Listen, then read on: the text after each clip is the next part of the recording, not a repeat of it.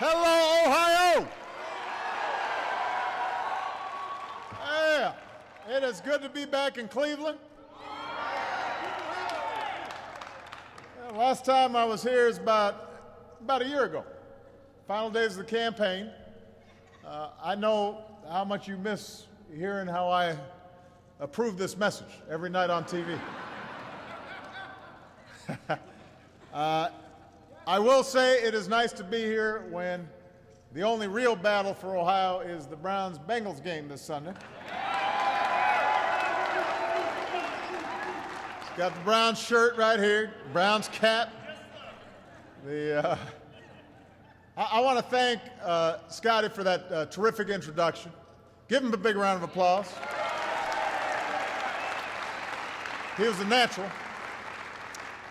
I want to thank your CEO, ArcelorMittal, for investing in America and the Cleveland area. We appreciate him.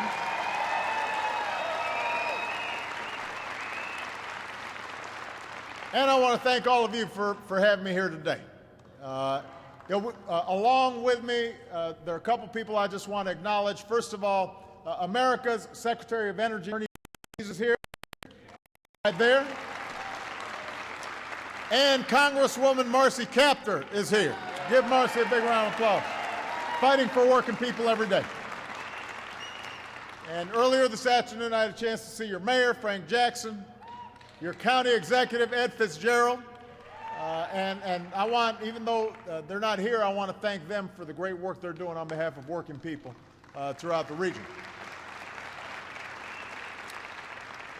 And then finally, I want to thank Mark and Gary for showing me one of the biggest steel plants in America. They told me that folks are proud to have been making steel right here for a century, 100 years, right here.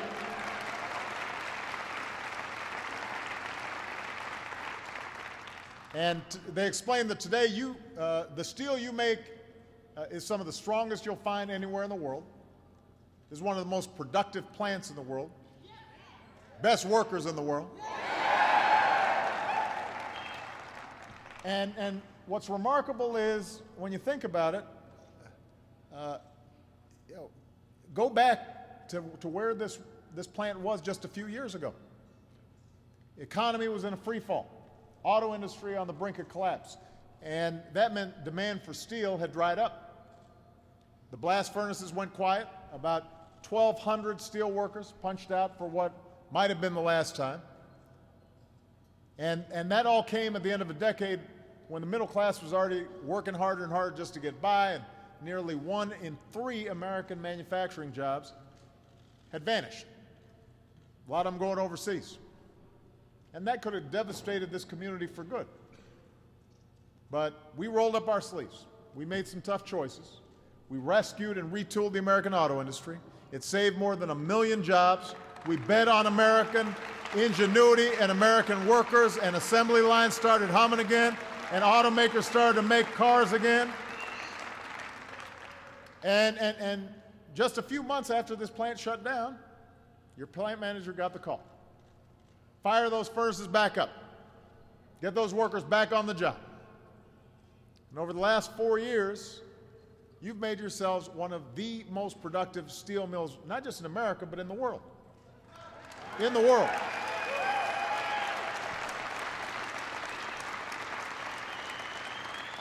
So you retooled to make the stronger steel that goes into newer, better American cars and trucks.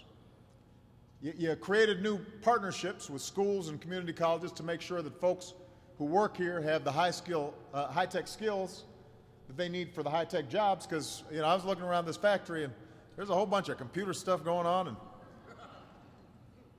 one of your engineers, and I want to make sure I get Margaret's name right here, Margaret Krolikowski. Did I get that right, Margaret?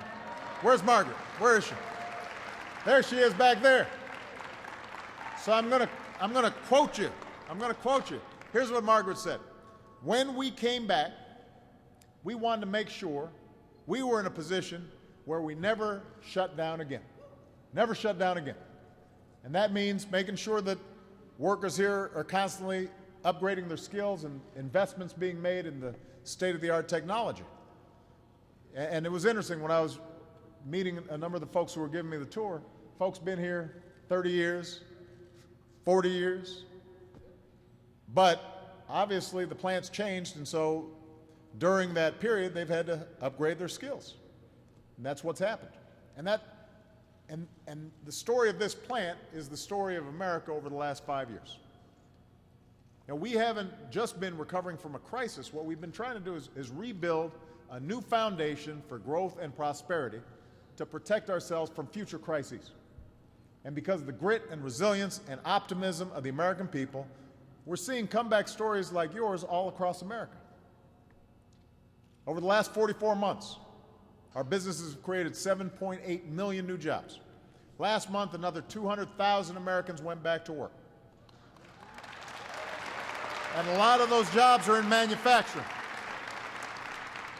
So now we've got to do more to get those engines of the economy churning even faster.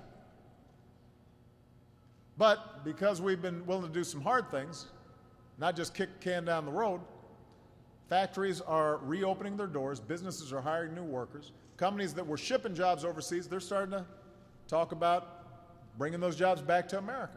We're starting to see that. And let me give you an example, because we were talking about this, Mr. Mittal and others. We're talking about what's different now. Take a look at what we've done with American energy. For years, folks have talked about reducing our dependence on foreign oil, but we didn't really do it. And we were just importing more and more oil, sending more and more money overseas. Gas prices keep on going up and up and up. We finally decided we were going to do something about it. So we invested in new American technologies to reverse our addiction to foreign oil, double wind power, double solar power, produce more oil, produce more natural gas, and do it all in a way that is actually bringing down some of our pollution, making our entire economy more energy efficient. Today, we generate more renewable energy than ever. We produce more natural gas than anybody in the world.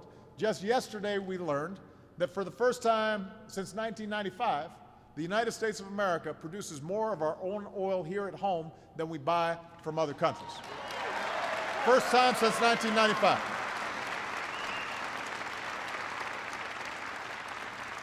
And that's a big deal. That's what America's done these past 5 years. And that is a huge competitive advantage for us. Part of the reason companies now want to move, we were just talking about it, this plant, if it's located in Germany, energy costs are double, maybe triple. Same in Japan. So this gives us a big edge. But this is also important. We reached the milestone not just because we're producing more energy, but also we're wasting less energy. And this plant's a good example of it. We set new fuel standards that double the distance our cars and trucks go on a gallon of gas by the middle of the next decade. That saves the average driver, everybody here, more than $8,000 at the pump over the life of a new car. You like that? We launched initiatives to put people to work upgrading our homes and our businesses and our factories so we're wasting less energy. All that saves businesses money on their energy bills. Your plant is one of the hundreds to answer that call. And if you're saving money on energy costs, that means you can invest in equipment, invest in workers, hire more people, produce more product. And here's another thing. Between more clean energy, less wasted energy, the carbon pollution that's helping to warm the planet, that actually starts going down.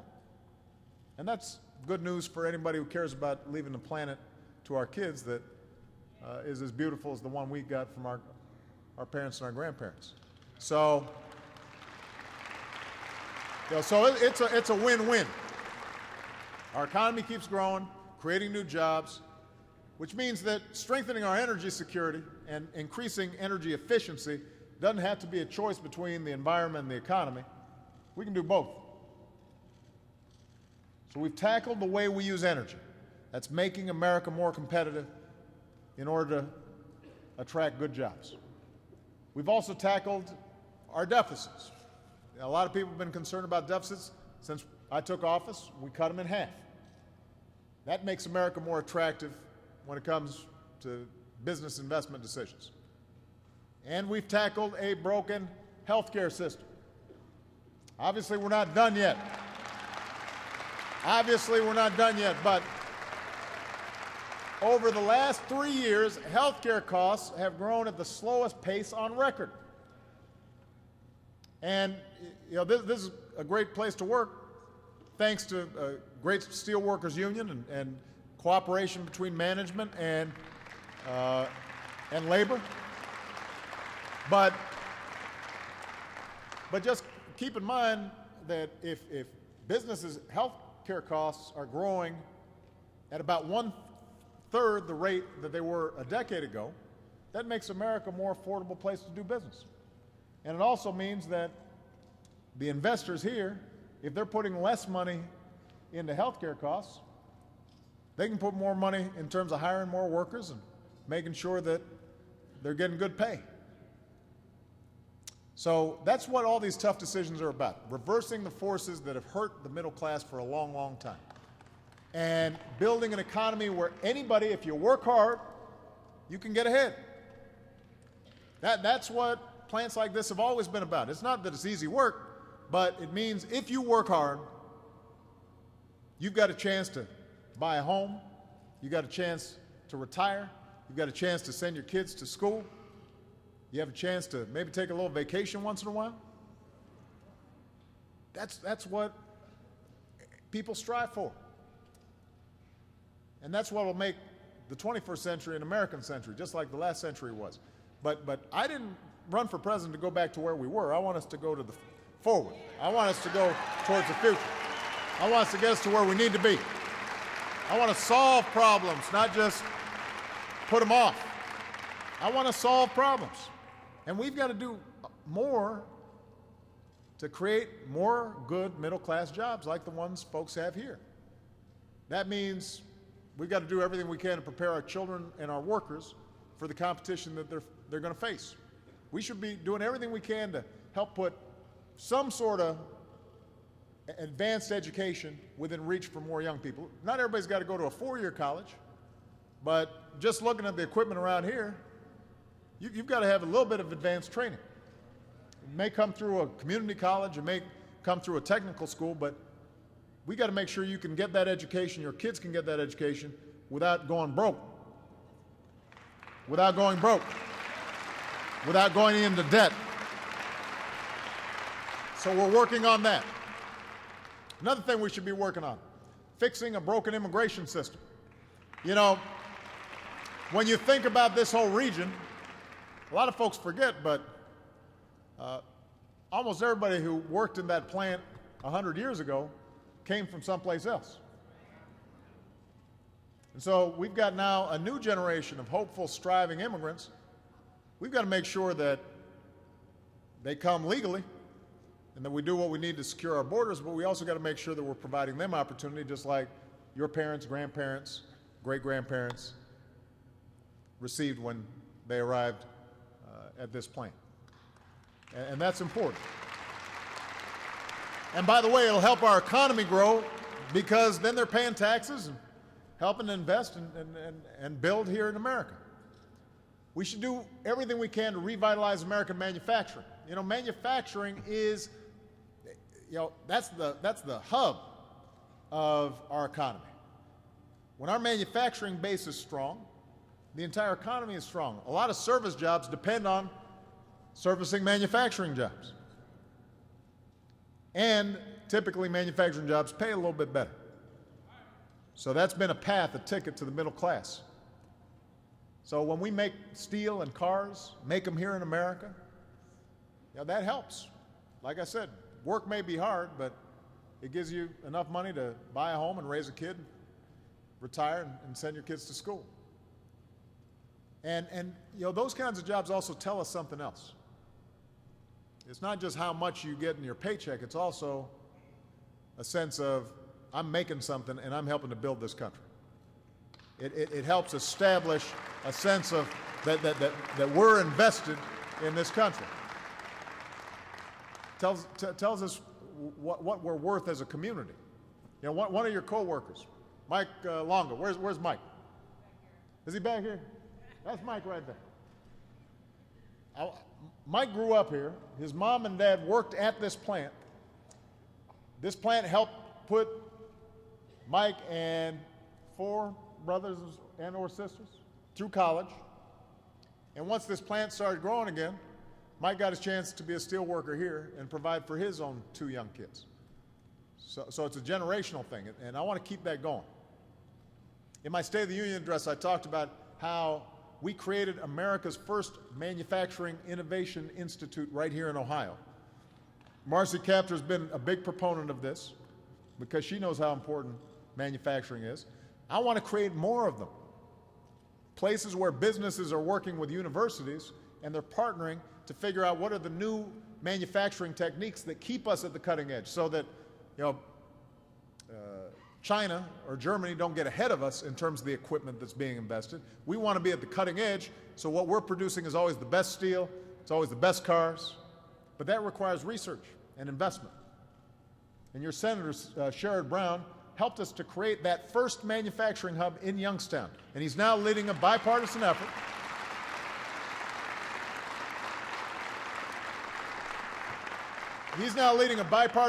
with Senator Blunt of Missouri to move more of these manufacturing innovation hubs all across the country.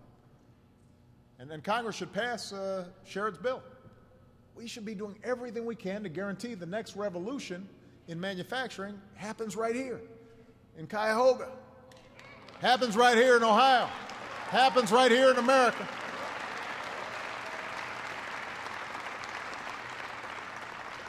And let me make one last point. We have to do everything we can to make sure every American has access to quality, affordable health care, period. You know, you may have read, we've had some problems last month with websites. I'm not happy about that.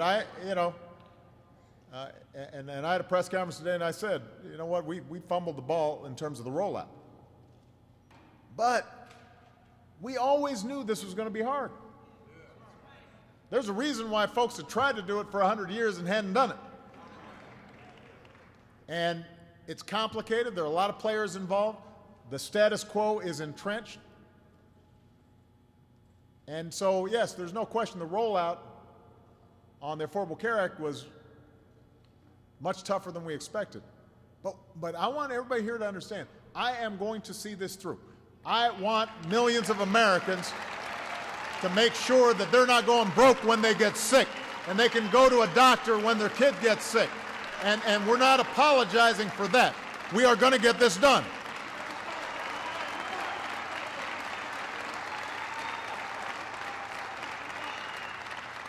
So we're going to get the website working the way it's supposed to. The plans are already out there that are affordable and people can get tax credits. We're going to help folks, you know, whose old plans have been canceled by the insurers. Many of them weren't very good. And we're going to make sure that they can get newer, better options.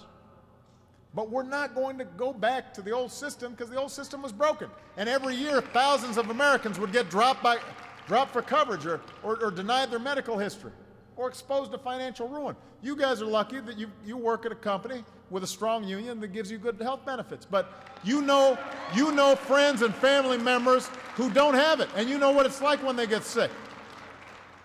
You know how scary it is for them when they get sick. Or some of them have health insurance, they think they do, and they get sick, and suddenly the insurance company says, oh, I'm sorry, you owe $50,000. That's not covered. Or they jack up your premium so you can't afford it because you had some sort of pre-existing condition. That happens every day. So we're not going to let that happen. We're not going to let folks who pay their premiums on time get jerked around. And we're not going to walk away from the 40 million Americans without health insurance. We are not going to gut this law. We will fix what needs to be fixed, but we're going to make the Affordable Care Act work, and those who say they are opposed to it and can't offer a solution We'll push back. I got to give your governor a little bit of credit, John Kasich. Along with a lot of state legislators who are here today, they expanded Medicaid under the Affordable Care Act. And think about that. Just that one step means as many as 275,000 Ohioans are going to have health insurance. And it doesn't depend on a website. That's already happening because of the Affordable Care Act.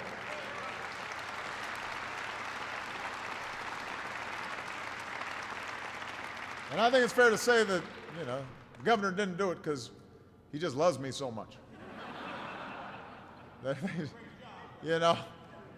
We don't agree on much, but he saw, well, this makes sense. Why wouldn't we do this? Why wouldn't we make sure that hundreds of thousands of people right here in Ohio have some security? It was the right thing to do. And if, by the way, if every Republican governor did what Kasich did here, rather than play politics about it, you'd have another 5.4 million Americans who could get access to health care next year, regardless of what happens with the website. That's their decision not to do it, and it's the wrong decision. They've got to go ahead and sign folks up. So, bottom line is, sometimes we just have to set aside the politics and focus on what's good for people.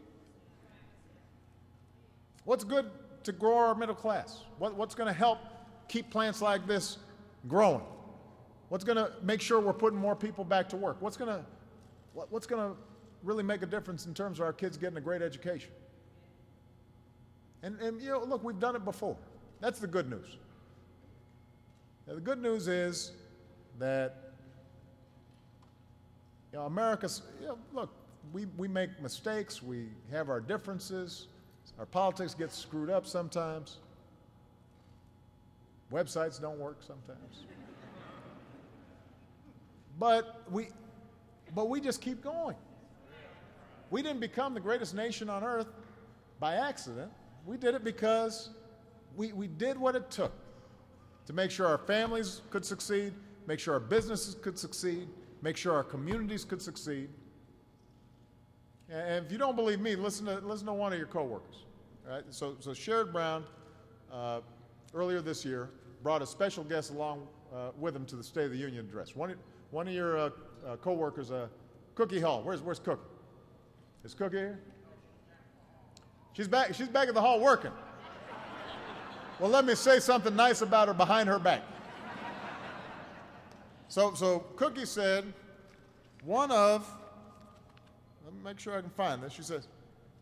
She said, that night she said, if I get a chance to meet President Obama, I'll tell him my greatest pride is in our 2012 production record at Cleveland Works.